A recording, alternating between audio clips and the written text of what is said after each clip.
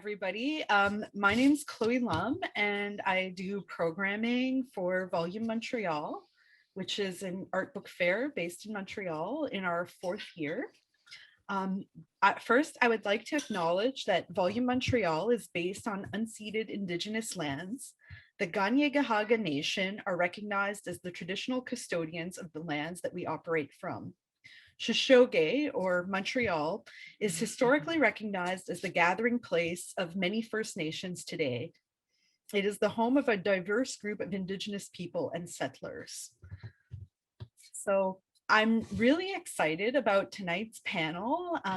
A lot of my favorite artists / writers / writers are involved and joining from Montreal, Toronto, and San Diego. It's a really exciting group for this talk, Artists Writing, readings and conversations with Fabiola Carranza, Amy Lam, Maryse Larivière, moderated by Daniella Sanader. So I'm going to introduce Daniella, and then she will take over as moderator. And if anybody has any questions that they would like to ask at the end of the conversation, you can do so in the Q&A box, which should be at the bottom right of your Zoom panel. So Daniella Sanader is a writer and reader who lives in Toronto. She has written about art for Canadian Art, C Magazine, Artforum.com, the Brooklyn Rail, Maclean's, BlackFlash, esse, and others. And now, Daniella, I will pass it on to you. Hi, everybody. You can all hear me okay? Things are good? Okay.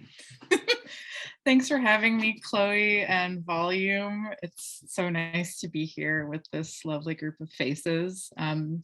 I'm joining you in the Zoom room from Toronto, which has been under the care historically of the Anishinaabeg Nation, the Haudenosaunee Confederacy, the Huron-Wendat, and the Mississaugas of the Credit First Nation, the current treaty holders. What I'm going to do is just really quickly, I'll introduce each speaker before they go and read like an excerpted moment of their bio, and then each Maryse, Amy, Fabiola will be reading excerpts from their work, and then after that we'll kind of reconvene for a bit of some questions and a bit of discussion, and feel free to chime in at that point and say anything. So we're going to start with Amy. Amy Ching-Yan Lam is an artist and writer. Her first poetry chapbook, The Four Onions, was published by Yolkless Press in spring 2021. Do you want to take it away, Amy? Yes, hi, my name's Amy. I'm also talking to you from Toronto, the land of the Anishinaabe, also the territory of the Haudenosaunee and the Wendat. I'm going to read 3 poems tonight, and I'm going to paste the document of the poems in the chat so that you can read along if you want to. So the first poem that I'm going to read is I wrote as part of a collaborative exhibition, which is currently open in Toronto. It's with my friend and artist Heian Kwan, and the show is open at Franz Kaka. So if you want to go see it, the exhibition's titled Bathroom Classroom, and I'll drop a link for that in the chat later too. And this first poem is titled Pink Outfit.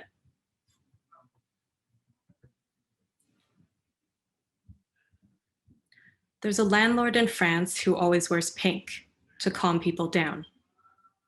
He specializes in buying buildings that are being squatted. He tells the previous owners that their buildings are not worth the hassle, better to have the money now, etc. And then he gets rid of the squatters. The color of his shirt and pants is directed at the frustrated owners as he offers a sum that's much less than what they want, and at the angry squatters as he harasses them in their homes. It's also directed at himself in the mirror. The color has been proven to be calming as measured through physiological changes. Blood rushing or sweating, the throat and guts twisting, ass clenching. It's pink, like Pepto-Bismol pink. Unique quality of Pepto-Bismol chewable tablets.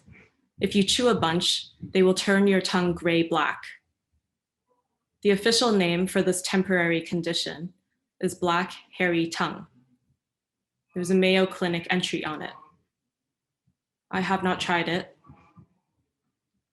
The last time I was lied to that I know of, a smiling managerial person in a conflict resolution meeting said, "I'm sorry, some things were just out of our control.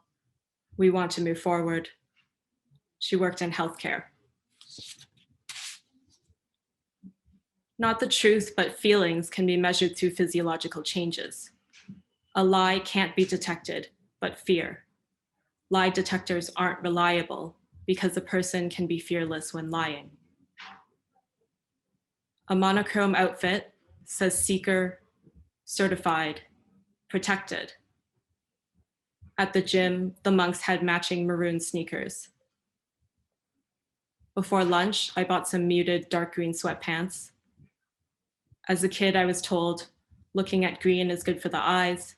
Look out into the distance at the trees is good for your eyesight.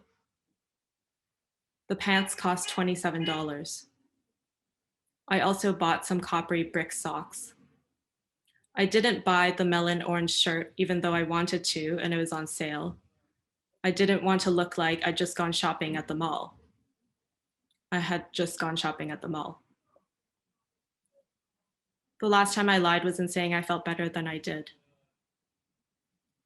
A piece of metal bent to become a tube. The surface is also the interior. There is no core, only surface and liquid rushing through. Persistent surface, unending, unperturbed surface. In other recent news, there's been another apology. It's attached to a light denial. It's material, it kind of works. It's a large system that straddles something closed to suck all the air out of it and replace it with new air. They've also announced a new instrument. It measures the fuckable or fuckability. It's very sensitive. It spans from desirable to indestructible. Okay. The next poem I'm going to read is from my chapbook, The Four Onions, which looks like this. And it's titled Person Watering Flowers.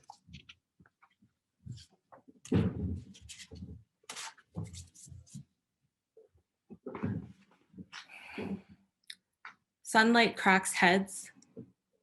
Water arcs from a hose onto flowers. A man gazes at his yellow chrysanthemums. He stands completely still while water arcs from the hose. Each yellow flower is enormous in proportion to its stem. The fact that they're upright rests against the fact that the water falls down. The man stands perfectly still. He stares at his flowers. The fact of uprightness comes from sweetness. I learned this in first aid. Taste it and see if it's sweet, he says. The way you can tell if the fluid around the brain is leaking out is if you taste it and it's sweet, the first aid instructor says. Because the brain swims in a sticky sugar syrup. The syrup helps take some of the weight off the neck. Otherwise, our brains would be too heavy, he demonstrates, bringing his chin down to his chest. Put it between your forefinger and thumb to see if it's sticky, and then taste it. He walks around the classroom with his chin on his chest. In my apartment, there's a mouse who eats only ashes, and only special ashes, only the ashes of honey-scented candles. I put poison out because I wanted to stop eating my ashes. I read the label carefully, looking for the promise that the mouse will not die inside. I find the promise I'm looking for. The mouse will only die outside. If I pass this first aid course, I will also take the wilderness one. In the basement classroom, there's been a mass casualty incident. All 8 of his students have been stabbed by ballpoint pens, all in the same place on our legs. We tie tourniquets around our legs. The instructor says, never take the tourniquet off, ever, because rotten enzymes from rotting flesh, will travel from dead tissue to other parts of the body, rotting the living parts as well. There is no pain in the rotting, only in the living. Bonk, bonk, bonk. The sun bangs against cars, asphalt, lampposts. The types of pain I'm most familiar with are sharp, nauseating, or tender, kneading. Air bounces off my head. It was the best thing I ever did, he says. The first aid instructor tells us the story of the best thing he ever did. He worked as a family doctor in Iran before moving to Canada. His practice was in a small town, and once he sewed 4 toes back onto a foot by himself without the proper equipment at 2 a.m. The toes came in a bucket filled with ice, and he had to figure out which one went where. He was scared. He didn't know if it would work. You actually need a plastic surgery microscope for the veins, he says. But it worked. Then one day, the person showed up, unannounced, with the assistance of a friend and pastries and a bouquet, and thanked him. 2,000-year-old fragment of a sculpture of a fist holding a flower. Thank you to sweetness tied up. Thank you to sweetness smashed and tied up. Thank you to sweetness smashed into dust.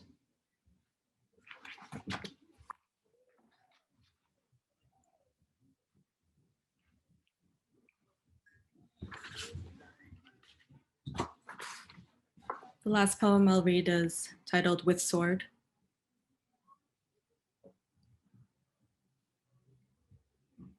A period of time during which the heart becomes comfortable as the sword's sheath, with sword. All along the river, long grasses. Beside the river, closed bookstore with only blue books. The sunlight has bleached all the covers blue. Steam engine history, organic gardening, everything is the same turquoise blue. Light's energy breaks the molecular bonds of the dyes, which causes the colors to fade. Red is high energy and blue is low. This phenomenon of light is not different than the telling of stories. A teacher in grade school always makes fun of my shoes. The story about the shoes, told for the second time this month, not told as if new, but specifically told as a retelling, told to grow comfortable in. And then watch as the light hits the water. And then watch as the water breaks. The grade school teacher was cruel and is still remembered as such 55 years later. His name is still said with the same feeling, but pronounced in a slightly different way, like the vowels are a little bit longer and softer. I learned about light from a lecture and from trying to paint a gourd. The bookstore sign has a painting of a book's cover. The title is Novel, and the cover shows a rounded door. A story is like a door not only because it's a portal, but because it makes possible an action, and it takes a while to build. A door requires a frame, and both have to be precise. The two have to fit into each other to create a seal. Plus, there's the element of gravity when hanging the hinges, so construction can take a while. Then, when it's finally done, the door can slam open or shut. It's the fact of its slamming, the making of sound and movement. Faded handwritten sign pinned under a chair. The water breaks itself. Further along the river, here is a person lying down in a pile of dirt scattered with seeds. She is going to lie here until the seeds sprout.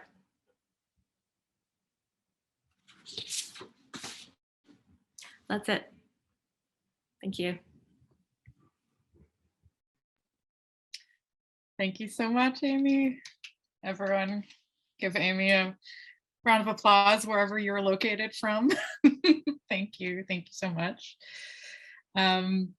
Next, I have the total pleasure of introducing Fabiola Carranza, whose play The Mexican Husband was published by Blank Cheque Press in 2019.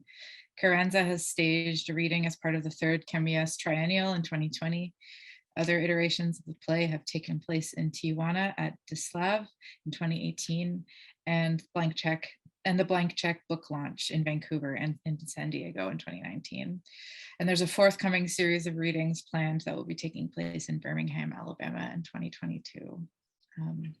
So do you want to say anything, Fabiola, before we get started? Hi, thank you for the intro, and thank you, Chloe and Volume, for inviting me. I'm really excited to be here with Maryse and Amy as well, whose work I'm excited to listen to and have just heard. I have a bad cold, so I apologize for any, I don't know, bumps in the sound. And I also recruited Daniella to read with me because I can't do this justice on my own. Yeah, whenever you were ready, just let me know and I'll begin. Okay. How's my background looking? We're good? Background looks great. Okay. Okay, The Mexican Husband. Characters: the wife, Judith Keith; the husband, Horacio Camionero, and the casting for this play is flexible. Los Angeles, California, 2018. Evening. A man is lying down, tucked in bed, legs crossed. He peruses the multiple open tabs on his phone, his thumb scrolling through the latest headlines. He brings his legs up close to his chest, where his second hand holds a drink. He brings them back down again. He's anxious, tired, he coughs. A piano can be heard in the background. Geez. The piano is now accompanied by the crescendoing sound of the husband's thumb tapping the string and by the patter of the wife's fingers on her laptop keyboard from the far side of the bed. Should I post this picture? He shows the phone to his wife, who has come to lie down beside him, projected on a scrim in front of the actors, a photograph of a hand holding an old exhibition flyer. The projection ends and the audience's attention is once again on the husband. Or this one? Their conversation is briefly interrupted by a commercial on Spotify blaring from the wife's computer. Hiring just got smarter. She glances over at his phone distractedly while the commercial plays and then looks away. Finally, the husband lies the phone down on the bed. He coughs again, a nagging cough. The wife places her laptop on the night table, turns off the night light, and goes to sleep on her side, facing away from the husband towards the wall. The husband picks up his phone and unlocks it. He untucks himself from the sheets and gets up, pausing by the door to scroll through his phone in search of a number. He leaves the bedroom, and once in the hallway, he places a call. Horacio Camionero speaking. Is that you, Doc? Good evening. I just wanted to call to say that you'll have to look for a new member of the cookbook club. Yeah, I'm going away. No, not for long. Less than a month, maybe 2 weeks. No, I'm not flying. I'm taking the train to San Diego and then the trolley down to the border. You know, the scenic route. I'd like to be able to grab a beer, that kind of thing. Or else I might try to hitch a ride down instead. I'm not sure how I'll get down there. Yeah, they say it's pretty there this time of year. I have an old friend, an acquaintance really. Well, I have a few old friends there actually. How will you ever be able to cook now? Beats me. I taught you all I know. How to make my mother's pozole, her strawberry tamales, and her moles. You know, Doc, we haven't really seen each other for a few weeks now, isn't that so? I get it, no worries. Judith had a bad cold too. When it gets so dry and hot, it's impossible to be anywhere in SoCal without AC, especially with all these allergies and viruses going around. These Santa Ana winds are shaking us to pieces. And those people sleeping in Skid Row so close to the gallery. Yes, hepatitis hit the city pretty hard this winter. You all do so much for those folks. Oh, doctor, I wouldn't worry about that. I know you think these folks are undocumented like me. I know you know, doc, but not necessarily. They are all artists, but they're not all here illegally. No, the trip didn't come suddenly at all. I just kept pushing it back, that's all. You wouldn't mind calling to check in on Judith from time to time, would you? Thanks. So long then. Bye. He hangs up and calls another number. Horace Walker speaking. I'd like to speak to the captain, please. Cap? I wanted to say goodbye. Yeah, I'm going away. No, I'm quite well, though it certainly would be cheaper to get treated in Tijuana. Yeah, just to see a few old friends. Listen, I wanted to let you know that Judith is bringing her sponsor by the house next week. I thought maybe you'd like to join them. Me? No, I leave tonight. Tuesday it is. No, I won't be there. Like I said, I leave tonight. That's not why I'm calling. I promise the recent sweeps had nothing to do with this trip. I simply thought you'd enjoy swinging by on Tuesday is all. All right, we can say that, sure, even though I won't be here. Of course, I know you're not like that. Even if you were, these are troubled times. Everybody is being careful. After all, this town is no sanctuary. I heard they raided a few times at the Vons around the corner. Anyhow, you'll come by then? What, only if Rufino can make it? Oh, he'll be there, I'm sure. The good old sponsor will be there with his edible weed. Tell him that. Fine. Listen, I've got to go. Goodbye. The husband hangs up, projected on the screen in front of him. An image of the husband's hand as he reopens the browser window on his phone, where he has been searching for a Greyhound ticket. He proceeds to buy one, entering his wife's name and credit card information as a form of payment. The husband closes the browser window and calls another number. The projection ends and the audience's attention is once again on the actor. Is that you, Gary? It's Horace.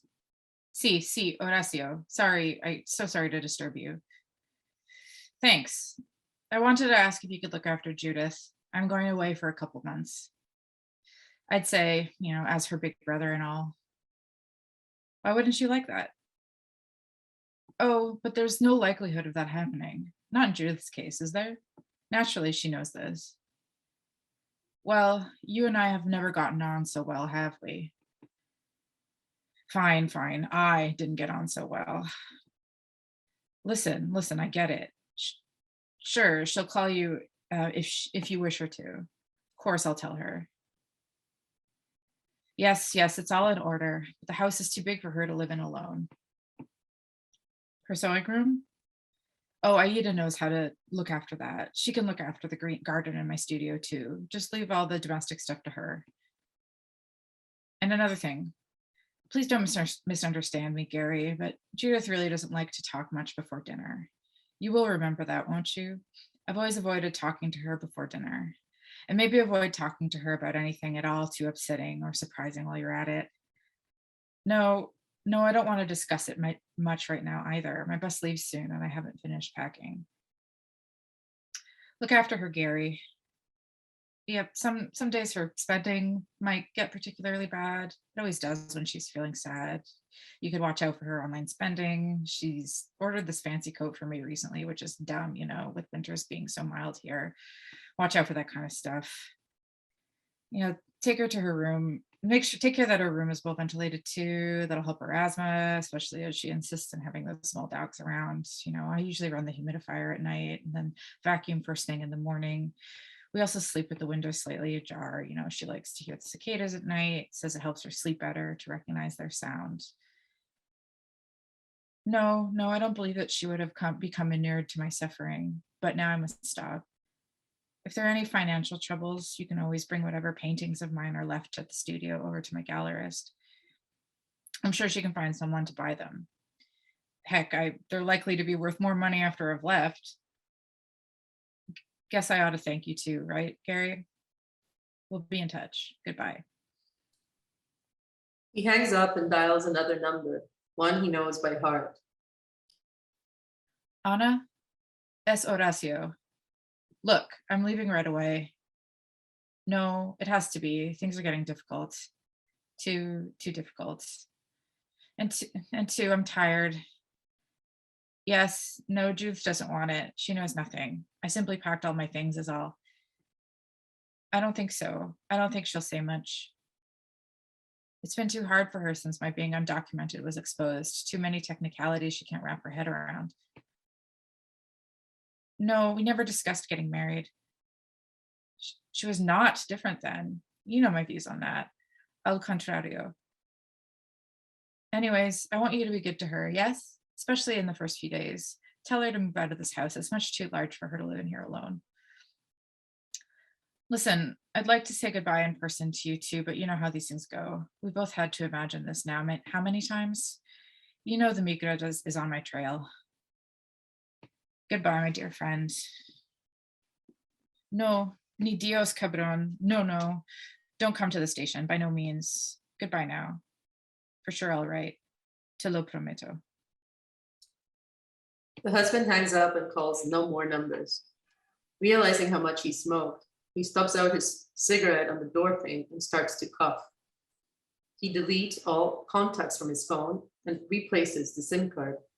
He paces up and down the hall. A man can't be too careful, he thinks to himself. The husband takes out a new cigarette from the box in the front pocket of his shirt and lights it. Then he begins to speak very slowly, while staring at the paintings on the wall, his own paintings, with subdued pride. He tries out the little speech he wishes to make on his wife, who he now imagines sitting in a certain chair in the hallway, a chair he now turns to face. I'm going now, Judith. I've stayed too long already. Forgive me.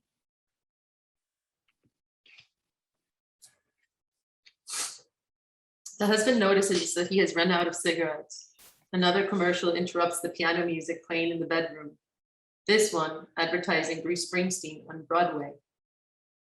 Take me, I'm Mr. Born to Run, and I currently live 10 minutes from my hometown. The husband goes into another room to gather boxes. He carries these in his arms as though he was holding his wife's body, as though he were holding her by the waist. He lies the boxes on top of the chair that he has been addressing, piling one on top of the next. Every so often he stops and stares at the boxes and then goes on to contort them into a body-sized shape on the chair. It's as though he were making a sculpture. One lot listens and the other lot bites its tongue. God, I should bite my tongue. If I loved you, I'd bite my fucking tongue. If I loved you, I'd pull myself together instead of asking you to be a traitor to your class and your race, a traitor to our country and its soft-chewed metaphors for hate disguised as tolerance. Pass me those swim trunks. Surely those have some sex appeals on my old body still. I'm only 46, and that's not so old for a man. But sadly, I cannot experiment much longer. All that thumb swiping left and right, it's not super easy for my generation. No, don't say you'll send money, you won't. Your money is of no use to me. The next time I settle someplace, things can't go like this. Don't say, well, it's only for a couple of weeks while you stand by the door and hand me bag after bag of stuff I won't need, stupid things like this fishing rod, rather than offer to have me officially marry you. We say we are married all the time. Anyhow, let's not talk about misfortune. This business doesn't last 4 weeks and you know it.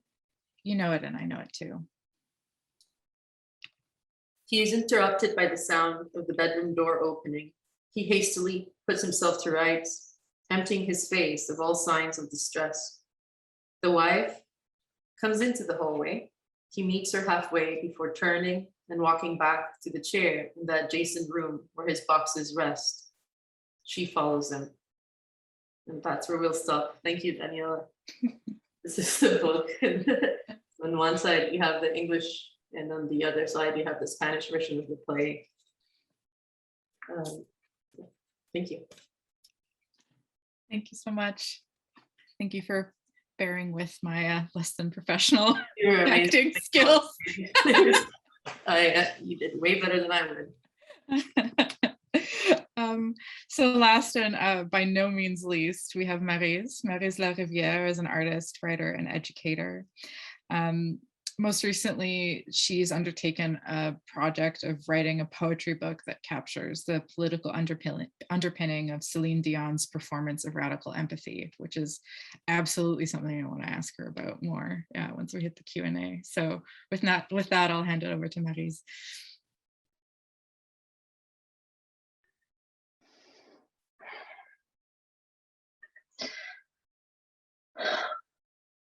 Red decor. A little red, arm extending outward. A little red, finger pointing back to heart. A minimal decor. It's all red. Fist in the air. The art behind it. I've never had this before. A minimal art music video. Hitting chest with fist. So incredible. A song. I won't take this lying down, never again.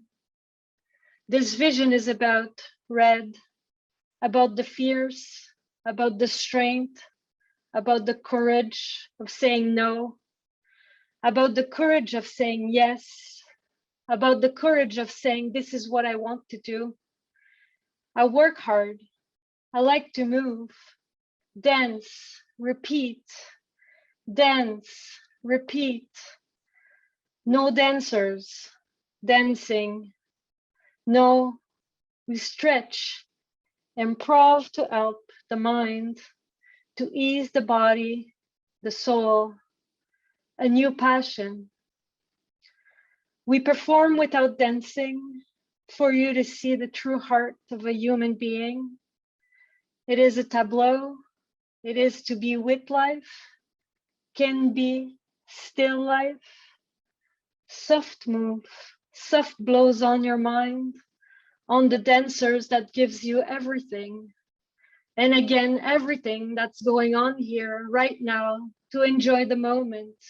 This abstract thought, a continuous gesture from one image to another, this language of our hands, of our bodies, caressing space. Thank you.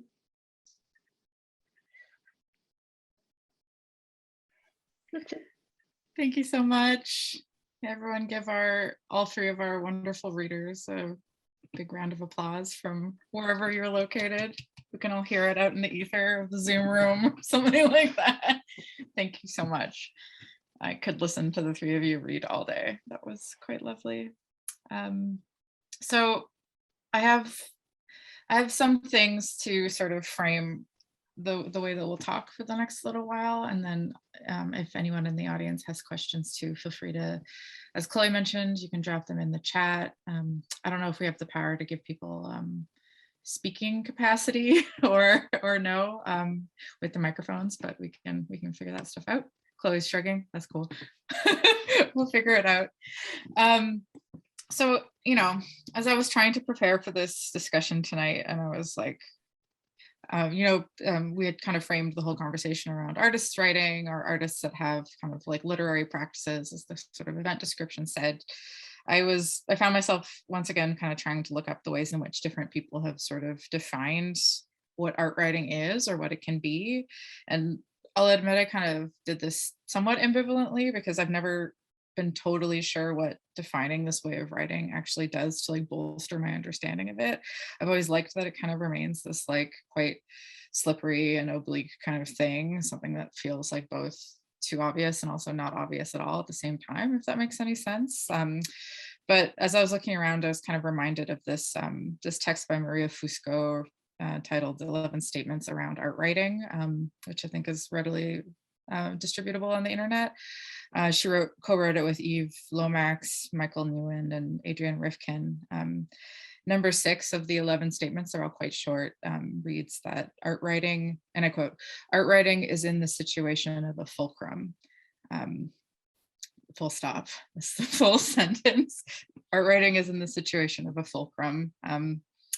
And I keep coming, I've read this text a number of times over a number of years, and every time I come to it, it feels slightly different to me, and I feel like I can access something different about it. But this time around, I really was struck by this idea of thinking about this practice as something like a fulcrum or something like a hinge or an axis at which that can like balance between other states of working, of producing, of creating, of looking, of thinking, all these sorts of things. Like to think about art writing maybe as something like a hinge or an axis that's sort of leveraged between these other ways of working, something that can facilitate movement in different directions, like something within a full spectrum of practice, right? That supports other gestures or forms of production, like the central point of a seesaw of like this like upwards and downwards motion of a moment of balance.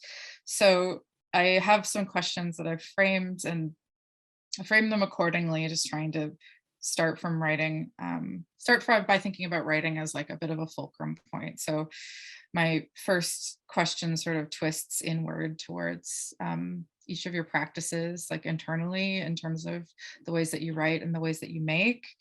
And the second question is twists out externally, outwardly, to the sort of communities that you work in, the ways that you display and kind of disseminate your work. And in between those two kind of questions that directed at all three of you, I'll sort of sprinkle in some individual questions for each of you, just to give you each the chance to kind of build some more context in around the writing that you shared so generously tonight. So that'll be the sort of sandwich model of what I have moving forward. To start with my sort of like inward focused question around writing as a practice, if I'd be curious to hear from all three of you about how you see writing fitting into like your broader scope of work, how it sits perhaps alongside visual aspects of your practice, performative aspects of your practices, spatial ones too. Do you see writing as sitting within a broader spectrum of this work, or do you see it as something like entirely separate? Does language have a materiality in that way for you? Or to put it more simply, I'm curious about how you came to writing in terms of the sort of work that you do as artists and as kind of people moving about the world, and how you came to, especially these kind of quote unquote, as like the event description put them, like more kind of literary kind of frameworks for writing, like whether it's the structure of a play or the structure of poetry, for instance, like why you've turned to these practices in the ways that you work. Long convoluted ramble for what's probably a simple question. Why writing? Why did you come to this? I don't know if any of you three have any thoughts to start us off with.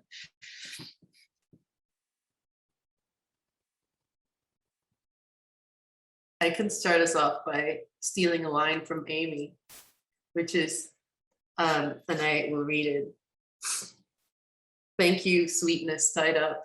I think that kind of sums up the experience of what it feels like to find in words a form that is suitable as a kind of element for a broader practice that extends beyond just writing and publishing, or, you know, a text that can be read by others.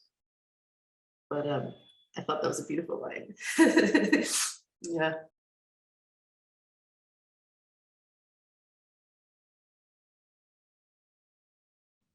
Thank you. I guess, yeah, maybe kind of like relating to that idea of being tied up.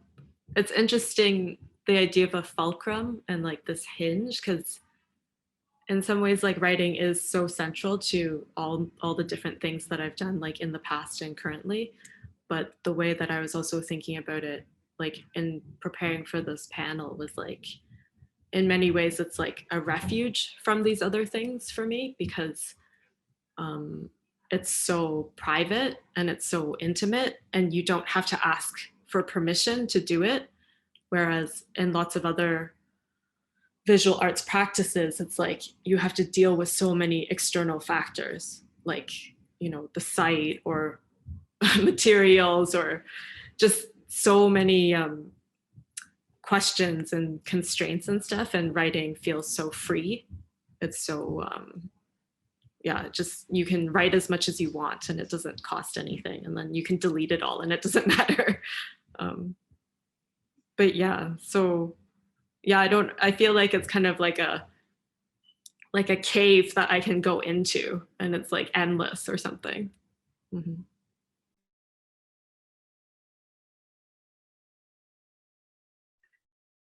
For my part, I guess I would say that I've always been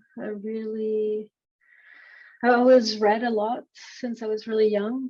And I guess in a way, writing came about in a pragmatic way, where I had to write for my MFA dissertation, but then the question is like how to write in the proper voice, and so I started researching artists' writings and artist novels, and then went back to my interests in like feminist writings and reinvested that and try to mesh those interests together. So that's how I guess I came to writing in my art practice, to try to find this proper voice to speak to my visual work. Yeah. And then I started enjoying reading poetry more than maybe exhibiting, actually. So I got a kick of it, yeah. The adrenaline of reading was something I enjoyed, I guess. I don't know. More than showing work. Although I do like to make sculptures or whatnot, but delivering the words publicly is something I'm curious about. And so that's why a persona like Celine Dion is of interest to me, because that's what she does. And so to witness her perform is very curious and interesting. Yeah. So, but yeah, artist writings. I guess like in a more pragmatic way, the idea of being able to disseminate your work, to mail your work, your poetry, and tie that narrative to visual works. I think this is also something I really enjoy.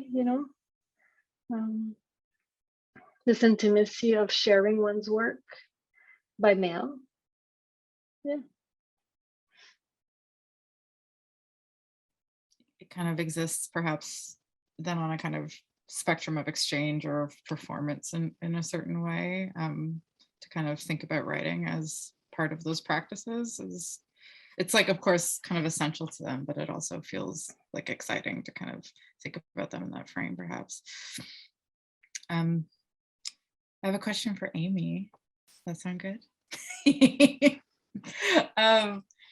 I've had the pleasure of spending a bit of time with The Four Onions as a book, and every time I've gotten so much out of it. And I was reading it in preparation for this, and it struck me in like sitting with it again. I was like, there's so much of this book that is sort of like Amy being told things by other people. It's a kind of very like simplified way of looking at it, or like the version of you that exists in these poems as kind of becoming, again, like a hinge or a fulcrum for the stories of other people, like the story of that first aid teacher, for instance, or the stories from within your family, or other memories and dreams and all these sorts of things, and the ways in which the text kind of like negotiates with you learning these stories or retelling these stories. I feel like in the one of the poems you read tonight, you talked about this idea of retelling stories and this way of like growing comfortable within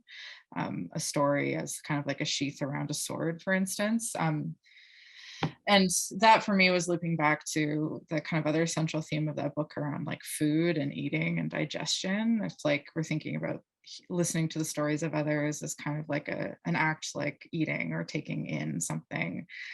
And so I guess I was just curious to hear you talk a bit more about the sort of centrality of food for that book, or whether you see like eating and writing kind of existing on a kind of spectrum of practice in a certain way, or if they have any kind of connections to each other in these in the ways that you work.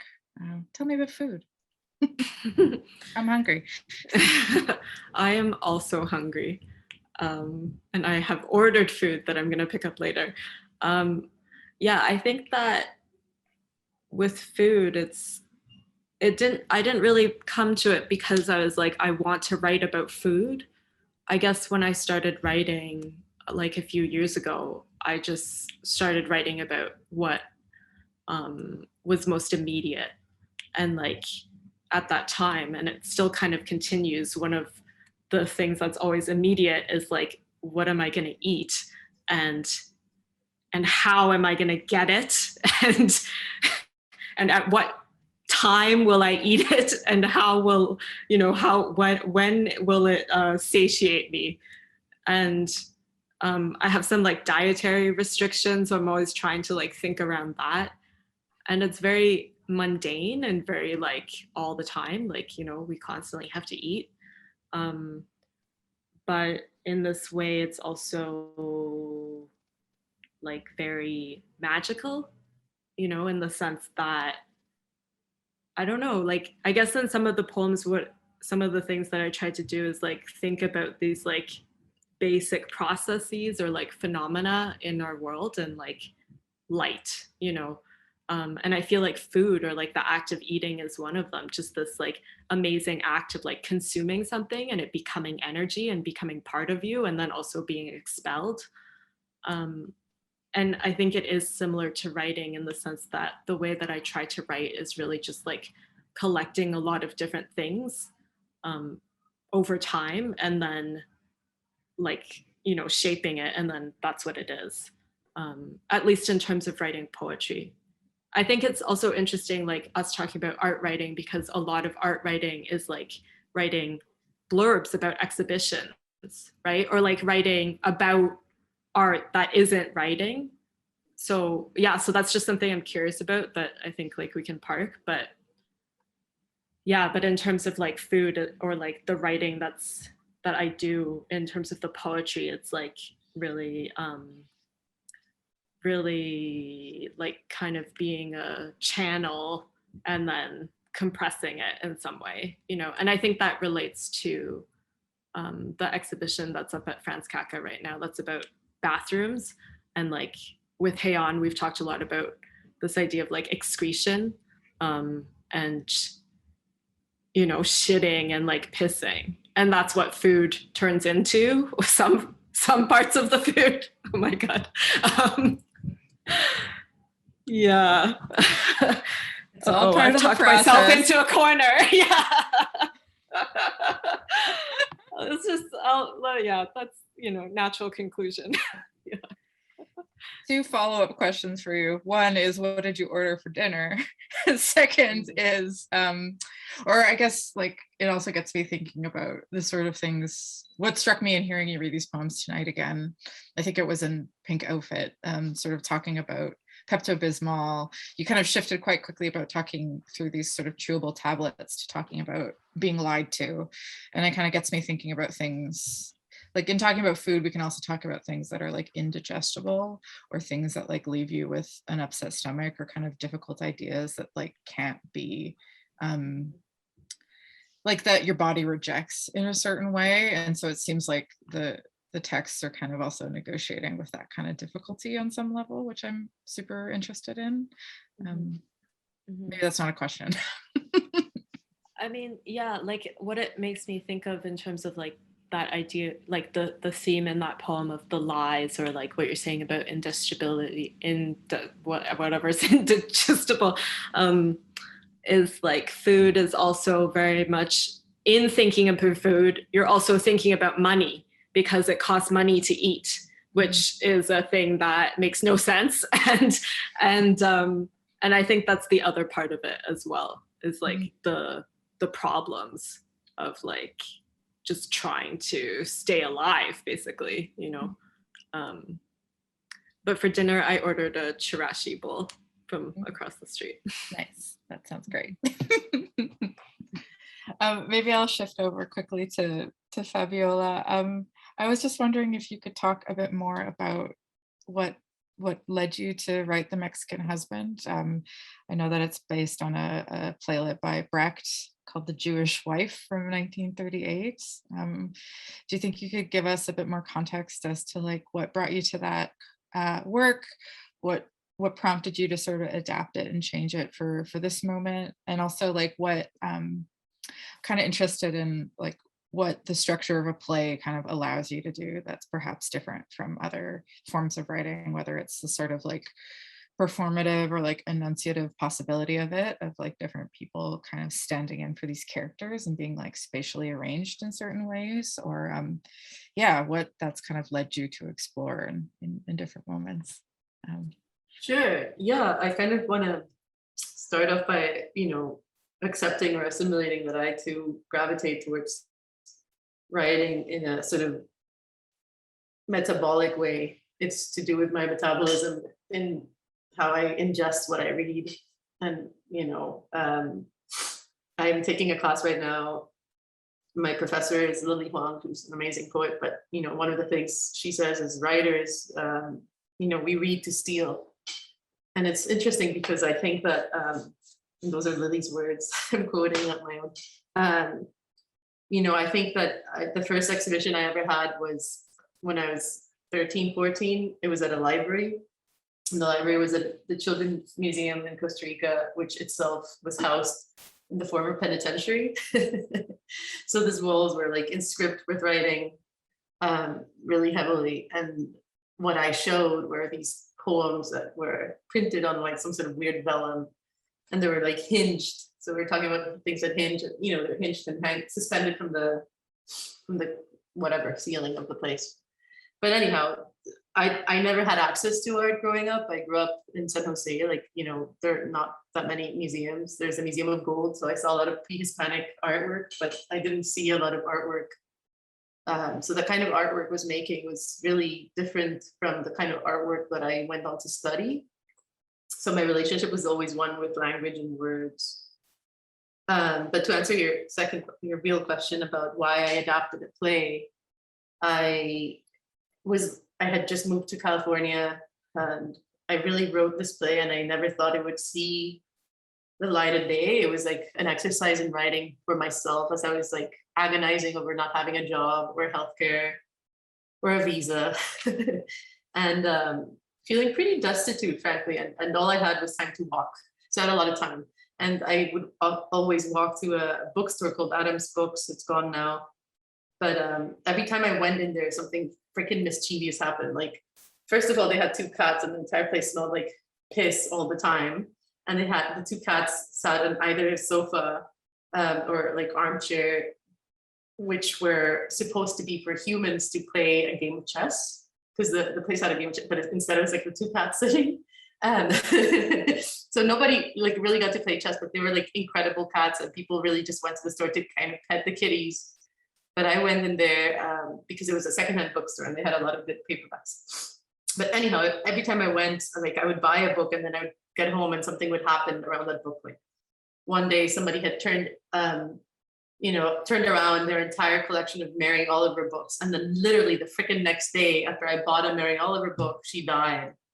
And this might have happened after the Brecht encounter, but in one of those instances, visiting this bookshop, somebody had left the entire Brecht, play collection in paperback, and they picked up this one.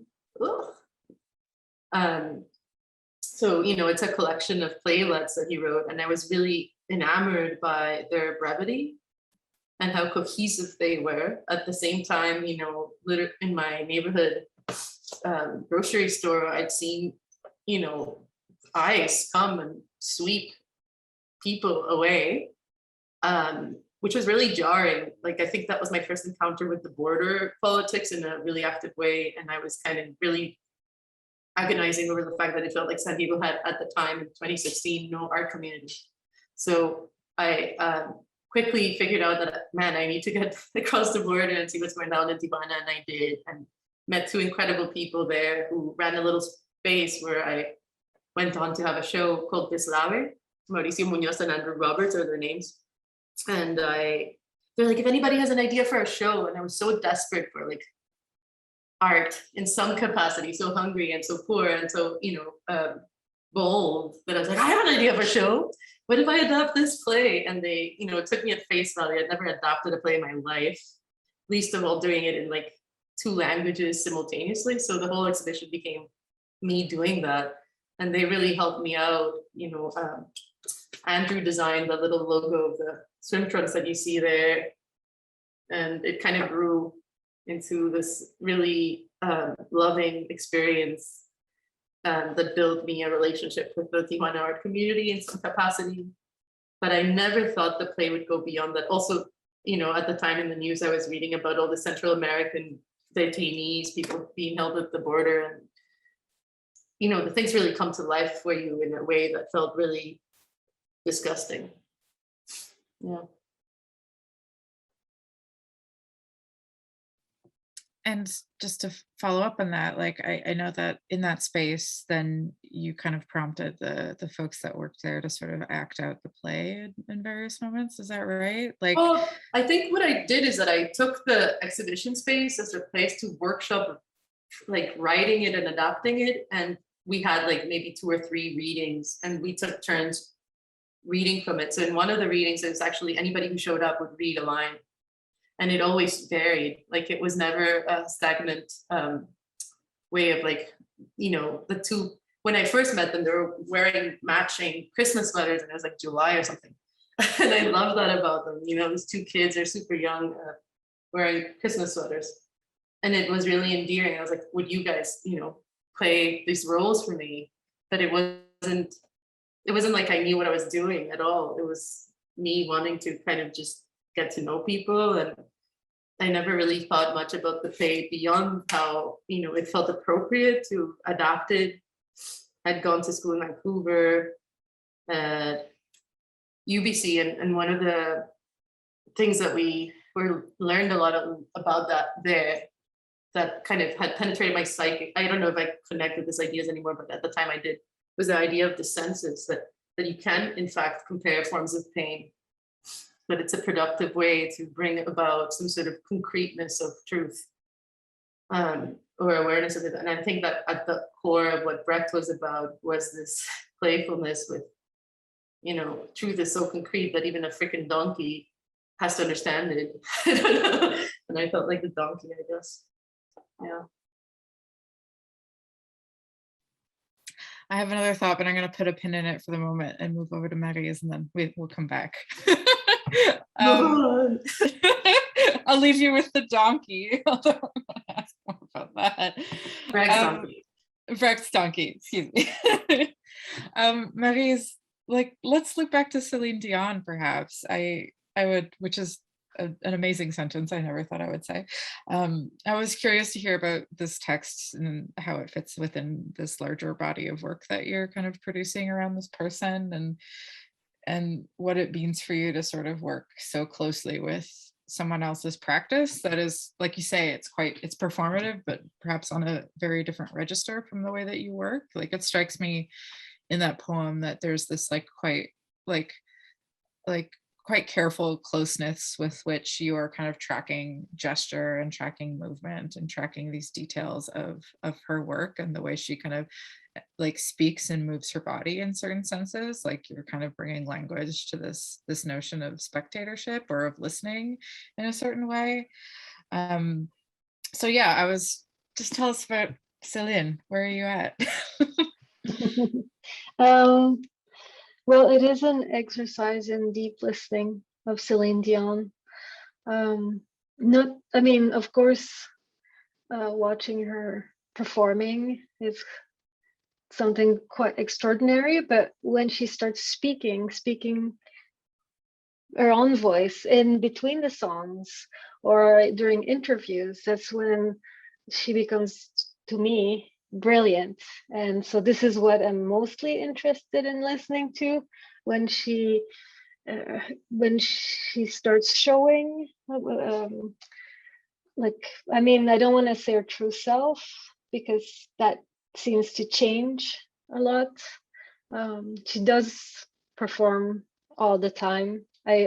I do believe that she's quite private, actually, extremely private, and still something oozes, and that's what I'm trying to like catch. What's oozing, you know? Because there have been moments where she's quite expressive, quite emotive, quite distressed. So she will share some deep feelings with her audiences.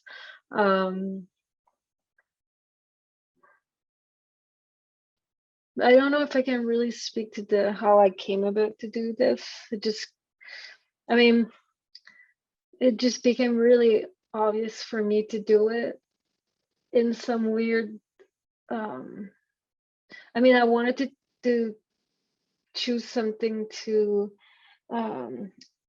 be, well, I chose Celine Dion to be in conversation with her because she was, at least at the time, the most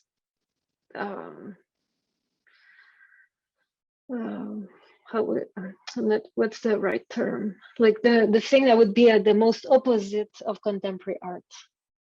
So I specifically chose to be in discussion with her in my work, maybe to antagonize the Canadian art world or something. But I mean, I think a lot of people also really love her. So I guess it seems to bring me closer, and I've been able to converse with people who enjoy who she is. And so that's been very interesting to see how people react when I mention this project to them. So yeah, I've been listening and watching interviews and discussions and reading any press release, like everything Celine Dion for the past 3 years. I do have an extensive collections of all biographies about her, collectibles, t-shirts. I've been to Las Vegas and some of the shows, a couple of the shows that she's been doing for her latest tour, which was obviously canceled for the reason that we know. I've been thinking about Celine Dion a lot over the past 3 or 4 years now.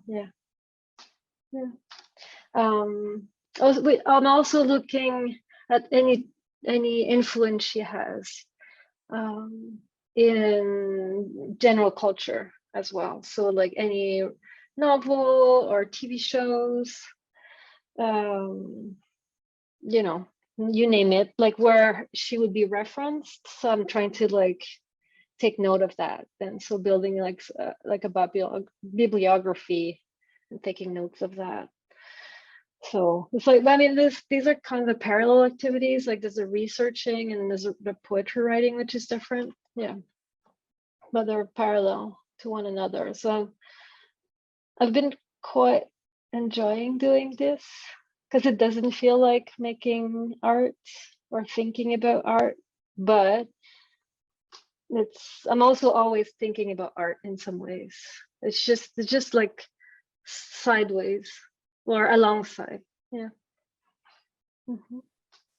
Yeah, I almost want to suggest that it strikes me that it's almost a collaboration with her at a distance, perhaps, like you said that yourself, in terms of being in discussion with her in the ways that you are, or the ways that you're kind of like looking between the songs or the performances to these like moments of pause or these moments of speech. And like, I feel like what I know about your work, I know that you have a deep interest in voice and kind of enunciation in these various ways. So it's interesting to see that get kind of manifested in following a singer or a musician who has, like you say, a very rigorous approach to her own voice in a different sense.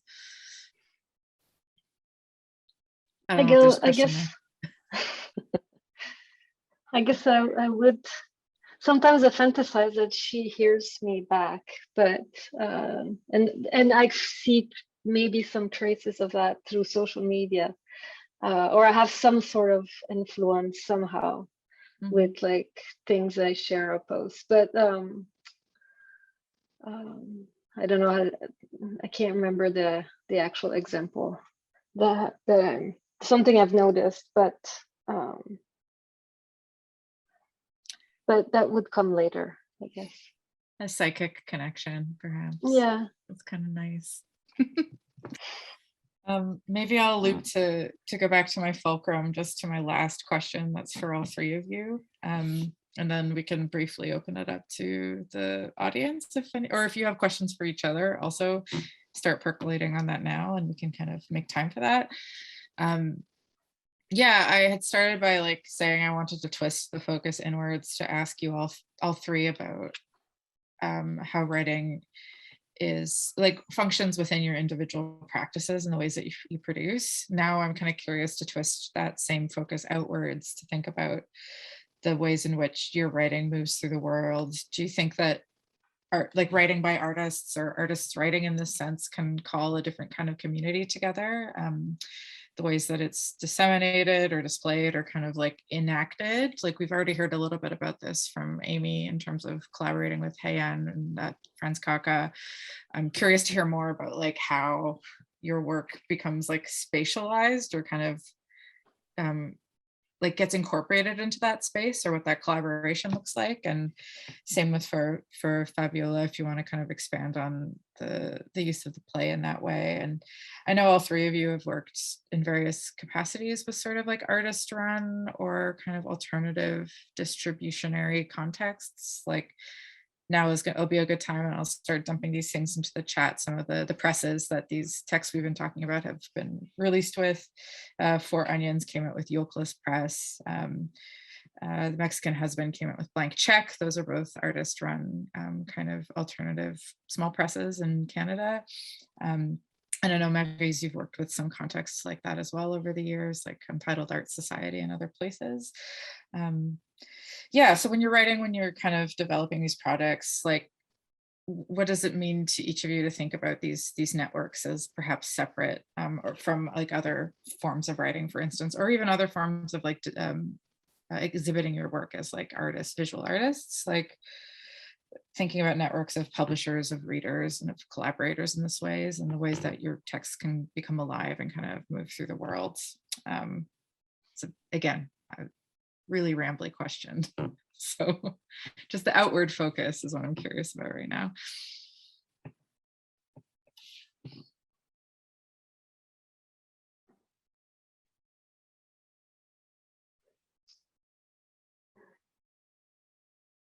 Well, I've been publishing with artist run centers and private galleries as well, which to me was what was accessible and available as a platform for my writings to go out in the world, not knowing how the literary world functioned. So I guess it was just again like a pragmatic decision, but that's also where I guess the public for my writing would be, and how the work would access the public would be through artist run culture. But that's the thing, that a lot of the writers that I know have been coming to the art scene and like mixing with one another, you know, poets and writers coming into the art scene and writing as art. So I guess that's been my understanding of like how my work could be functioning, you know, I guess. Does it prompt like a different form of collaboration for you, do you think, to work in these contexts? Or do you feel like your work is supported in a different way? Well, I guess I'm just completely oblivious to the constraints of literary milieus, you know. Yeah. So I'm just unaware of what can be or what should be or who's in, or you know. So, and I guess it's Chris Kress who would say that like the art scene would be a place where she wanted to be writing from because it allowed her more freedom, because there wouldn't be any constraint, and that's where she's been accepted, so that's where she went, and that's where she's been ever since. So I guess that's something that's also been, on my mind. But also, like the experiments in book form from the 70s. I mean, as much as I've been studying at Concordia and photography, I've been learning about like bookmaking and so how that like is a effective way of disseminating one's work. So I guess it's all of these reasons, merging into one another kind of makes it to how I came about to make book within artist run culture. Yeah.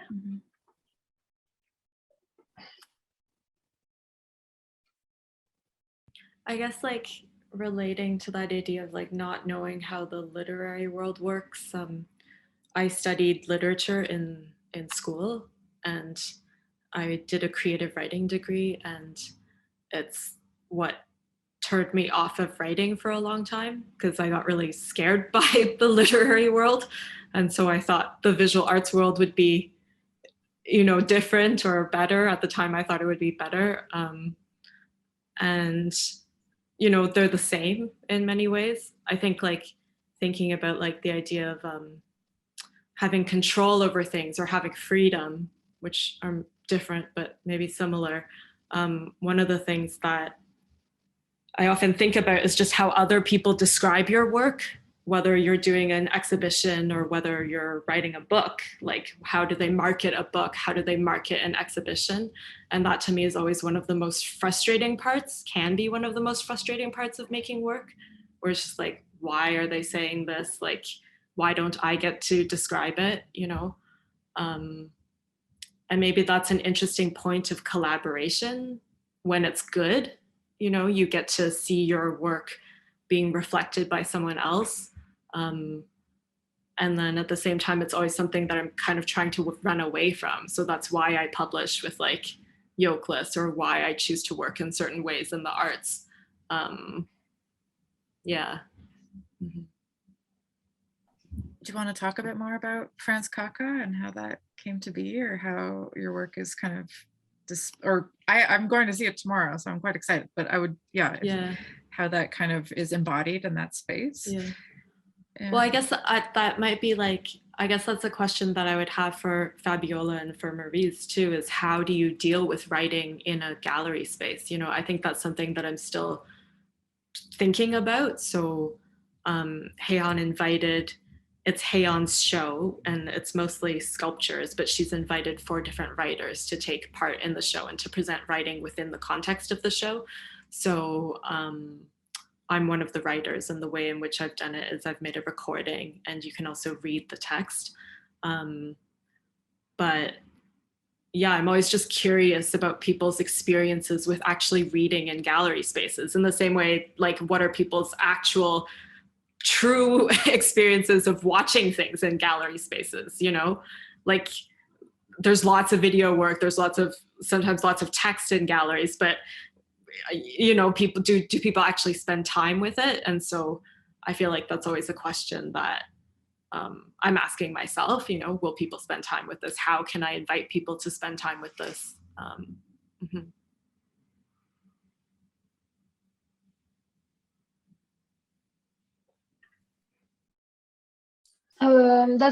That's how I started doing readings. So I would read the text, or I would perform the whole book at the night of the opening to resolve that problem, if we can call it a problem, just to make sure that the text is in the space as much as the work is. What about you, Fabiola? I think your question about dissemination of work in general is like interesting to me, because I feel like there's times where I've been like, where I felt like I was on top of how words came out in an exhibition context, and other times where I tried something and it epically failed. So there's been instances of both, and I think that's part of the fun of working with language in some capacity. But working with Blank Cheque Press, who put out this play, was like kind of, I don't know, it felt like giving the play an injection of life that would make it kind of exist across like places where I've lived or people that I've met could have it. And you know, in trying to adapt breath, it was like about also trying to reverse a gender role in that play that allowed for a female sort of anti-hero. Which is something you talked about Chris Krause, which I think is something that Chris is like really into, and that I felt was important at the time for those kind of roles to come out. And I think, yeah, I think for me in negotiating the exhibition space and the way language will come across, there has to be an element of the language feeling almost, maybe not dangerous, but like,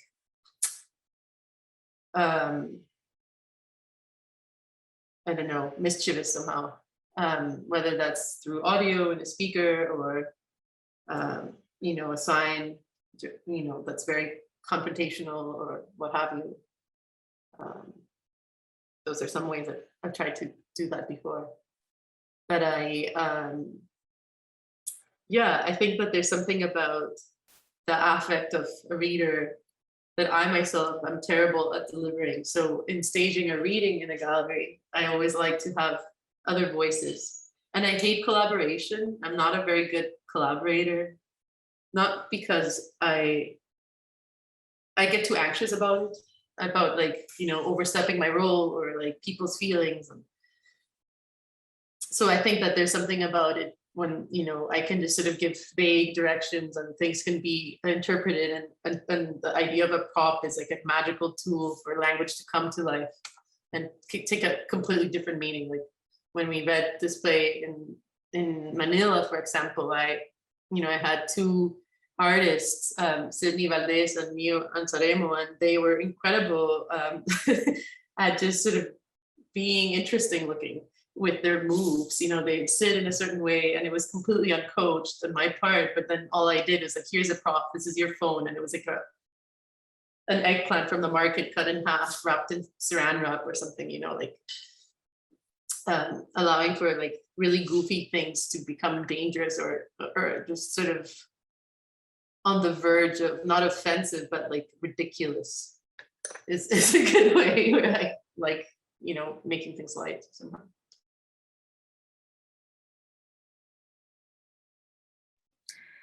I think we have time for a couple questions from the audience, if anyone has any kind of lingering thoughts, or if any of you have questions for each other from the three of you. Or if you have anything to promote, I would say now is the time. Or any of your books, the reprints coming out, all these sorts of things, put links in the chat, etc. Yeah, does anyone in the audience have a question?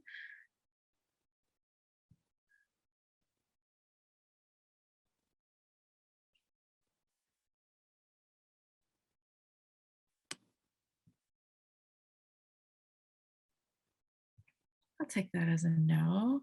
Looks like it. It's almost 8:30 here at least. Yeah, is there a second printing of Four Onions coming out soon, Amy? Yeah, it's out now. So okay, great. Please buy it. Yeah. Yeah. Great. Is the Mexican Husband still available for sale, or is it sold out? We only printed 100 copies and they're gone, but the PDF is around. I'm happy to send the PDF to anyone interested. Fantastic. Mm-hmm. I had a question for Maryse, which is about Celine Dion and like, just you were saying that like something oozes out sometimes.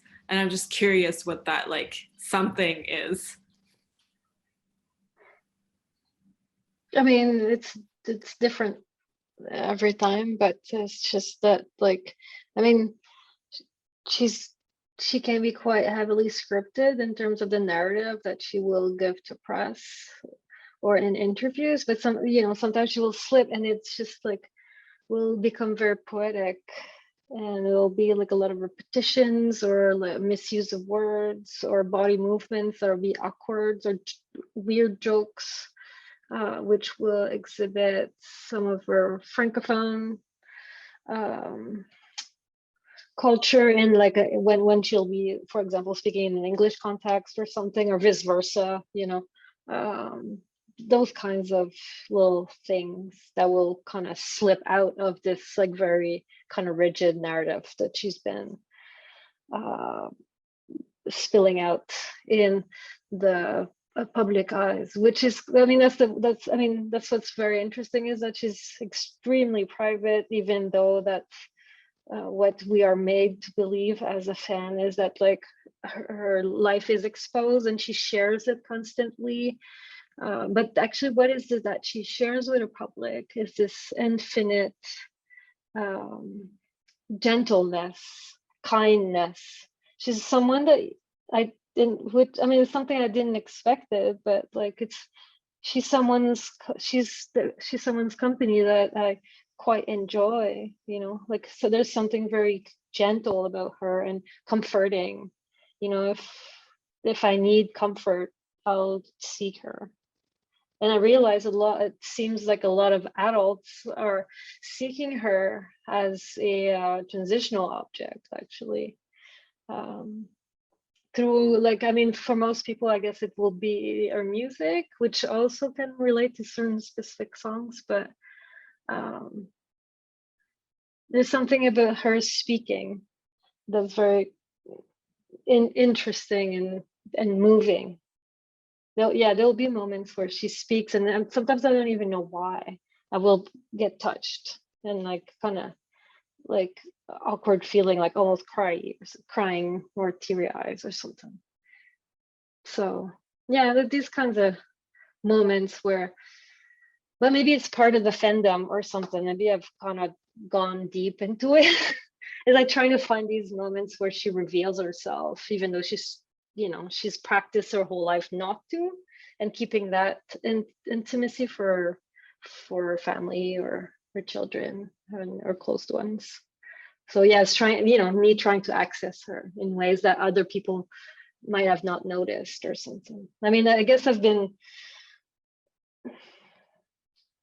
very curious about like how other people relate to her, and it's like always very nice. Like when I went to Las Vegas, talking to the fans that were there, they all have their own ways of like interacting with her and like accessing her, thinking that there's something unique about it as well. So yeah,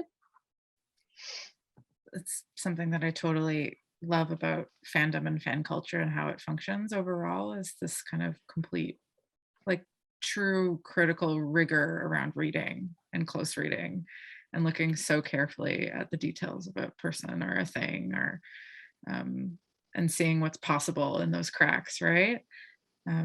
There's that. I mean, it's interesting. Oh, sorry, because it's a little bit like Fabiola's adaptation in some way. Like, it's not fan fiction. It's obviously not fan fiction, but in some way it is kind of like, you know, if we stretch the definition a little bit, but yeah. Both are maybe like being a fan alongside or adapting alongside something in a sense. Like it's kind of this kind of I was just collaboration. telling Daniella that I feel like I'm the world's shittiest fan, because I'm such a like sampler, and I'm like, oh, I know that, yeah, your thing is great. And they're like, it's not even in that book, it's from this other book. You know, like I don't know my material by heart. I definitely have not internalized Brecht, and in grad school they're like, oh, why Brecht? Do you have some deep thoughts about crude thoughts? Like I was like, no, just the form. And then you think about it afterwards. I don't know. But with your Celine Dion, Maryse, it's like you got the timing just so nailed. It's like the closest impression. I could almost feel her teleport into your body and delivering the writing for you, which was uncanny considering we were in Zoom. And I just wondered about you know, have you read this and like before a public in real life, your work on Celine, or not yet, not ever? No. Okay. No. No. But There's I'm also not like a really good fan in the sense that like unlike the real fans, I'm not good at like all the facts of our lives. So if, you know, I'm a bad fan too in that way. Like that's why I have the biographies. Like if I need to know a detail, I will go consult the books and things like that. And to me, the language in your works felt as important as the way that you vocalize the work. You know, I thought about other artists who work with text, like Nora Turato. I don't know if you know her work, but fucking amazing performer and also a writer. And then also Tanya Tagak, you know, like the way, like the kind of complete mastery of where your vocal range is going to go. And in your case, I wonder, you know, the way you read it was you in some way channeling Celine, or if you would read any other writing not about Celine or in relation to her in the same way. Well, I've seen I've seen like actors or comedians trying to like imitate her or try to channel something of her, and so I'm definitely not trying to do that because I know I would completely fail.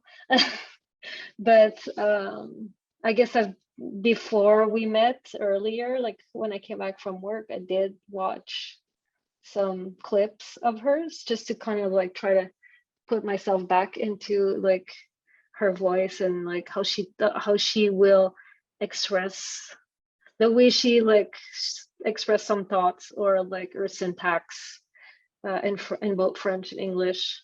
I mean, her accent kind of shifts a lot from like full Quebecer to like super American desert Las Vegas style, you know, like it goes all over the place. I mean, like when she goes to France, it becomes French, you know, it kind of moves around. I guess I'm thinking more in terms of intensities, more than trying to channel her. I guess I'm thinking about like the way it felt watching her perform and like be like sitting, well, I was not sitting, I was standing in first row at her show or something. Like it has more to do with that kind of feeling. Yeah.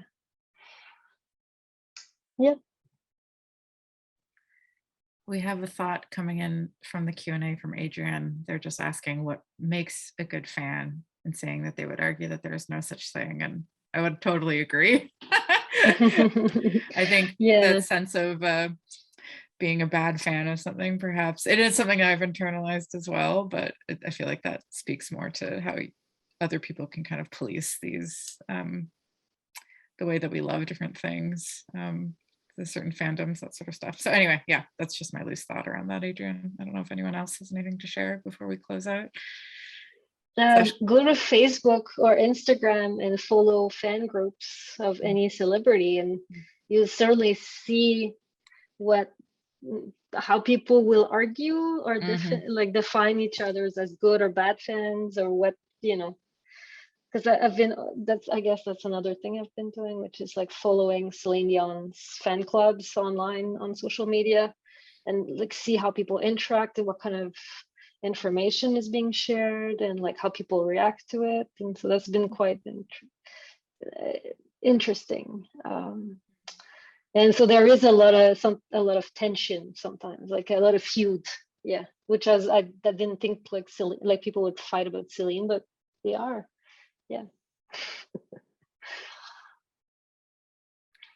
But there's no bad fans. No. I think there's good fans. Like Britney's fans are pretty good. I think, but I also think there are bad fans. I do think there are bad fans. They're toxic. They troll you. I don't know. Oh yeah, but I think, you know, I think the binary does exist in that world. The badness is just on a different register in terms of policing other people. Yeah, that makes sense. Yeah. Chloe, do you have any final thoughts for us? How are you doing? Oh, I'm doing great. It's been such a pleasure to listen to everybody read and share their thoughts. As you know me, I have a lot of thoughts about fandom. And about language and galleries. I know And that. about language and galleries and about food and you know, I'm just happy to nod along in silence and take it all in. You know, I want to thank you guys all for sharing your time and your words and thoughts this evening. It's been a real pleasure to put together this panel and listen.